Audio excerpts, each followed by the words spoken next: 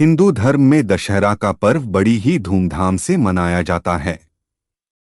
इस दिन के मान्यताएं प्रचलित हैं और इसकी पौराणिक कथा असत्य पर सत्य की जीत के साथ बुराई अच्छाई की जीत को भी दिखाती है। मान्यतानुसार इसी दिन प्रभु श्री राम ने रावण पर विजय प्राप्त की थी और इसी विजय पर्व को लोग विजयादशमी के नाम से जानने लगे। दशहरा का पर्व पूरे देश में प्रचलित होने के साथ कई प्रथाओं को भी अपने में समेटे हुए हैं, जिसका एक अलग ही मतलब होता है। ऐसी ही एक प्रथा है इस दिन नीलकंठ पक्षी के दर्शन करना। ऐसी मान्यता है कि यदि दशहरा के दिन इस पक्षी के दर्शन हो जाते हैं तो व्यक्ति का भविष्य उज्ज्वल हो जाता है। दशहरा के दिन नीलकंठ के दर्शन करना शुभ क्यों माना जाता है और ये आपके भविष्य के लिए क्या संकेत देता है? नीलकंठ के दर्शन से होती है धन की वर्षा। ऐसा माना जाता है कि यदि दशहरा के दिन नीलकंठ के दर्शन हो जाते हैं तो ये आपकी सोई किस्मत जगा सकता है। यदि आप दशहरा के दिन घर से बाहर निकल रहे हैं और आपको नीलकंठ पक्षी कहीं नजर आ जाए तो आपके काम जरूर पूरे हो जाएंगे। इस दिन नीलकंठ पक्षी के दर्शन से गरीब व्यक्ति भी मालामाल हो जाता है।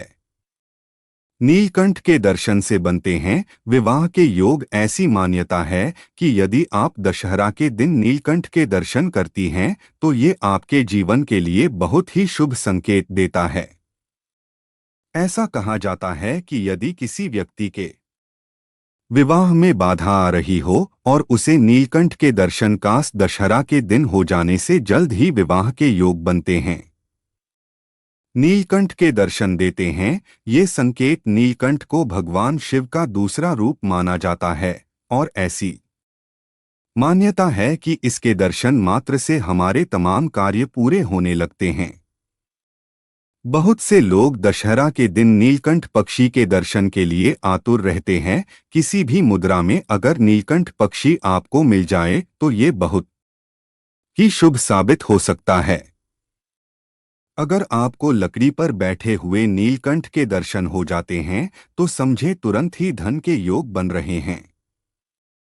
अगर किसी कन्या को नीलकंठ के दर्शन उसके दाहिनी ओर उड़ते हुए हो जाते हैं तो उसके शादी के योग बहुत ही जल्दी बनने वाले हैं। अगर बाईं ओर उड़ते हुए हुआ नीलकंठ के दर्शन हो तो समझें कि कन्या को ऐसा वर मिलने के योग हैं जो उसकी हर एक बात को सहर्ष स्वीकारे। ज्योतिष में ऐसी मान्यता है कि यदि नीलकंठ के दर्शन पीठ पीछे हों तो लड़की के विवाह का रिश्ता टूट जाता है और बात बीच में ही खत्म हो सकती है।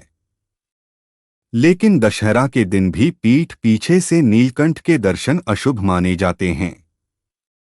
पुरुषों के लिए ऐसे दर्शन होते हैं शुभ। अगर नीलकंठ पुरुष को दशहरा के दिन दिखाई दे तो उसके दर्शन मात्र से ही पुरुष को विजय प्राप्त होती है। ये एक शुभ प्रतीक होता है।